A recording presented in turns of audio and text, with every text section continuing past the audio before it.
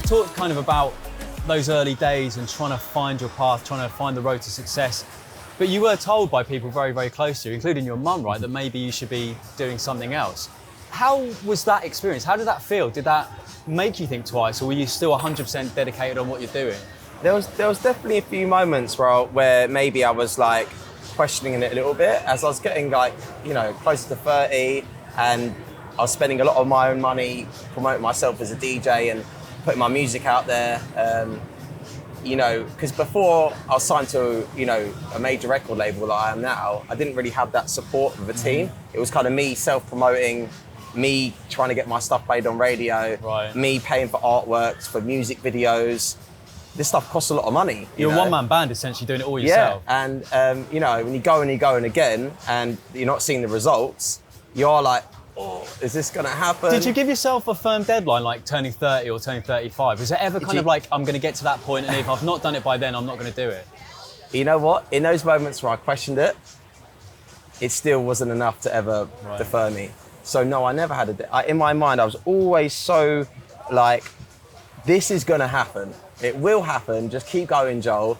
I just believed if somebody wants something so badly in life, it's going to happen. I remember saying that to myself. Even like, when your mum's saying to you, maybe it's time for plan B? Yeah, I mean, I just think, you know, parents are always going to, you know, as you said, like protect their children and you know, this whole DJing thing and having hit records does all feel like a dream. And it does to most people, because it is. It's 1 in a million. Do you know what I mean? It's so competitive out there. And it does feel a bit up in the clouds. So it's totally understandable for people to be like, you know, what's the backup plan? But for me, even though it did seem like such a dream, I wanted it so badly that I would stop at nothing to make it happen. If you could sum up in a few words what that 5-year period from your first release to, you know, 2019, what was that period like if you could sum it up? I would say it was a struggle. It was. I'm not gonna lie, you know, it was a struggle, man. It was a lot of sacrifice in time, money, and like you said, I was a bit of a one-man band, just trying to make this dream happen. Yeah. And you know, moments of uncertainty, but when it did happen, oh mate, it tasted so sweet. I want to come to that in a minute, but before we do, like, because you must have spent, being a one-man band, you're spending a lot of time by yourself. You're traveling. Like, that's a lot of time in your own head when you're struggling. Yeah. How did you deal with that process when you are feeling a bit low? Talk to me how you kind of navigate that, because for a lot of people that might be a bit too overwhelming. Yeah, I did spend a lot of time alone, and you know, I am actually okay with my own time and being alone. My career, and I wouldn't even call it my job, it's my life, right. You know, is everything to me. It is absolutely everything to me, and that is my focus, that is my love, and I am willing to commit all my time to it. And I've never really felt, you know, that I'm lonely. I'm so busy as well, there's so much to do all the time, that I've never had that need of like, I'm missing out on something. I mean, so do you think you're particularly mentally strong then? Because I think a lot of people, in those moments where you are coming back from a gig where no one's turned up, I mean, you question everything. You must have a great support network or incredible inner resilience or strength to get through that. Where do you think you are on that? Are you just very mentally strong and very resilient to these kind of setbacks? I feel like, you know, maybe being through so many years on this journey, it has actually made me quite mentally strong. I would believe that I am, yes. I do have, you know, my inner circle with my family, you know, my brother, my sister, my mum and my dad, who, you know, are always there for me. I've got a few close mates that I trust, and that is just literally my small little circle. But outside of that, you know, I don't really have like a big group of close friends, but that comes from just focusing on this one thing that I had to do, you know, that's part of the sacrifice, which I'm prepared to make, you know, because this is what I want, this is what I wanted to do. A lot of people who are very driven, sometimes it can come from an insecurity, a chip on the shoulder, a point to prove. I don't get that sense with you, Joel. I get a sense of it's all about the music and also all about the passion. But am I right? Correct me if I'm not. Have you ever wanted to prove anyone wrong? Has that ever been part of your motivation? I guess, you know, my journey from what I've done over the years to where I am now, maybe being involved in, the reality TV stuff and doing stuff outside of music, maybe did light a fire in my belly that I did want to prove people wrong, because there was a bit of a stigma around that stuff. Don't get me wrong, I had the best time of my life doing that, and it was an amazing experience, and I would never change anything. And I'm so grateful that I got to do those things. But it definitely did throw some hurdles up for me in the music industry, that I had to overcome. And there was people that maybe would have turned their nose up a little bit, but that, I think, made me even more driven. And maybe it was a bit more like, I'll prove them wrong. I'll have to work a bit harder. Right. I'll have to get the music a bit better. Okay. Until it's undeniable, until they can't. You can't be ignored anymore. Can't be ignored. I was going to ask you about Geordie Shore, because how much influential was that on your later career? It sounds as though it didn't open any doors. If anything, it closed them. I wouldn't say that's true. I would say, being on a reality TV show that was so big, definitely gave me a profile where I could then promote myself as a DJ. Obviously with social media and just generally, kind of being in the public eye a little bit. I then, as a DJ, could reach more people with my brand, you know, and I was DJing all around the UK after doing that, playing in clubs all around the UK.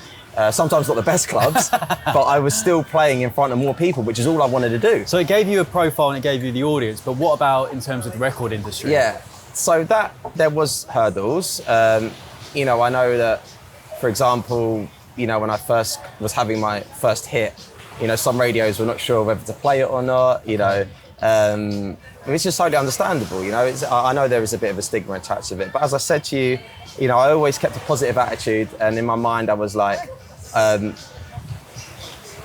just got to work that bit harder, and I've just got to make sure the music is good enough that it is undeniable. So yeah, I would say there was a few hurdles that were put up, but to me, it was just more of a challenge then to overcome that. Yeah. We've talked a lot about how you've had to graft and grind away. Let's talk now about the success, right? Because you and I have spoken before about this, how you're almost glad that you got success when you did, a little bit older. Can you tell me why you're glad you had to go through that process, and maybe you weren't an overnight success, you really did have to earn it? It's honestly the biggest blessing ever. Right. Why is that? Because when it happened, I was ready. I was ready for it, man. I remember, summer 2019, I call it the summer of sorry. It was the summer that my life changed forever. It was, even when I think about it now, it gives me goosebumps. It was magical. Did you get a sense it was coming? Was there a gradual build up, or was it more of a boom moment? So I released Sorry with a label called Perfect Havoc, who are an independent record label, and I'd done a few tracks with them before. And this is like the third record that we've done together. And the previous ones had been like building blocks. I got with the other tracks before. I got my first Radio 1 play. Got my first sort of New Music Friday on Spotify with the previous songs, and then Sorry came, and at the start it was very slow. Like it didn't rocket. Right. We released that song in April 2019. It didn't become a hit until June. So there was 3 months where I was just doing anything to get that song played on radio, DJs to play it, doing anything I could just to hustle it. Was there a sense of inevitability that it was going to happen or not? No. You knew it was all on you? No, I was already working on the next one. Right. Okay. I never, again, at that point, it was still like such a massive dream by the hit record. I was like, right, on to the next one, let's keep going. So, I had Sorry out, and at the time, I had a show on Kiss FM. And that was, having my show on Kiss every week was a big step for me, actually. I'd secured that show the previous year, and I had a good relationship with Kiss. And Andy Roberts, who was running Kiss at that time, I remember actually, I was DJing out in Ocean Beach here in Ibiza for a Kissery event, and Andy was there. Right. And this was like early June, and I remember having a conversation where I was like, "Oh, do you like the new one? Sorry, it's always a bit of an awkward conversation, you know. You kind of feel like you're asking for a favour to, you know, give it a spin. He was like, you know what, I like this one. I'm going to playlist it. And I was like, what, Kiss playlist? I'm going to give it a go. And I remember, I was like, thank you so much. And I shook his hand, and then I got on the phone straight away to one of the guys that run the record label and I was like, mate, I've just got Kiss playlist for us. Like, that's a big thing, you know, because that's daily rotation. Did you feel like you're walking on air almost at that point? Yeah, I remember being in Ibiza airport, like my body was like feeling fuzzy, like just thinking, oh my God, I've got my first radio daytime playlist. It's a huge deal. And then Sorry the following week started getting played on Kiss during the day, every day. And then we started getting the sniffs from the major record labels. Is that where it began to snowball? Yeah, that's where it began to snowball then. Because once you've got a song that's like on daytime radio playlist, it starts hitting the Shazam chart. Okay. And then, yeah, as I said, the major record labels started sniffing about. And then like, I was getting calls every day going, oh my God, like, you know, this label, they rang us, they might want it, they're offering this money to sign it, this money. And then it really started going. We ended up signing Sorry to Atlantic Records. So at that point, Sorry became up licensed to a major record label. Okay. So then at that point, you know, with a major record label, it's like a big engine. You suddenly get the big engine behind the track. rocket fuel behind it. The rocket fuel behind it. And that's when things changed. There was a big moment that summer when Love Island was at this point huge. Like, it still is obviously, but at that point it was like... It was everywhere. Yeah, and if your song got played on Love Island, it was quite a big deal. And I think it was the Love Island final. And Sorry got played on the Love Island final, and they played like a full 2 minutes of it. They used it for like the whole montage.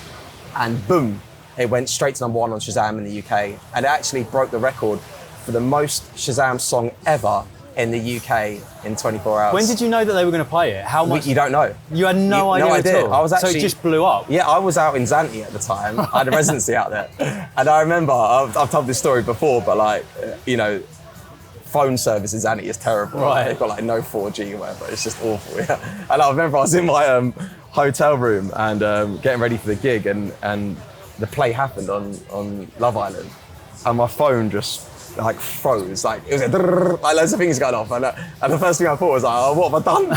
Something's happened. Like something's come out about me. Like, you know, this moment of fear. Like, but yeah, obviously when I realised, you know, what had happened, I was like, wow, that's huge. And then I saw the Shazam chart and we were #1, and I was like, okay, this is big. And then the next day we got the stat through that, oh my God, that was the most Shazam song ever in the UK, and then broke this record. And then Shazam started posting about it, and then that got a bit of attention. I mean, at that point we was already off, like it already moving through the charts, but that was a big moment for us that summer. And yeah, like Sorry flew, man. You know, it became a top 40, and I remember going, oh my God, I've got a top 40 record. My dreams come true. I've done it. And it was like, it's going top 20, and it's going top 10. And I was just like, you know, every week it was like building and building. Yeah. And at the time, I was out in the sun doing my residencies. I was playing in Zante, Mali and Magaluf, odd gig in Ibiza, playing the record, and it was the biggest song of the summer. Everyone was going crazy to it. And mate, imagine, I've been a DJ on these resorts for years, and I've always been playing other people's music. And suddenly I'm DJing, and it's my song that's getting the biggest reaction. You know, this is anything I ever wanted. It just must have been wild. It must have blown your mind, right? It blew my mind, man. And like I said, I always look back on that summer with, you know, it was so special to me.